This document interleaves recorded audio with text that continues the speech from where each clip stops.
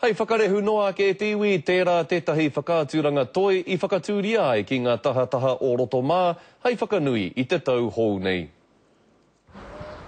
Mai ngā rākau ki ngā kōhatu, koia nei ko te hua o ngā werawera o te hunga mahi toi o te rōpū kupenga.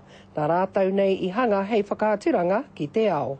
E miha roi, nā te mea kei a rātou ngā warātou ringaringa, ngā taonga warātou kuia, warātou krau.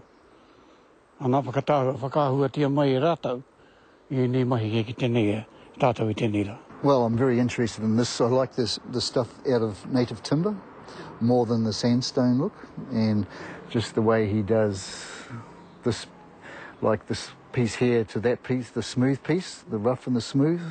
Te mea tino whakamiharo ke mo ngā taonga e whakaaturi atu nei, I roto o tēnei ngahere, ke muri mai I te kāina o Joe Kemp. Ahakoa pēhea ngā tohu a tāwhiri mātea, arā e kore he wāhi nui atu. O te rā e hāngai tonu ana ki te wairua o enei taonga. The benefits already happened, you know, I'm already wrapped with what we've got, you know, so everything else is a bonus.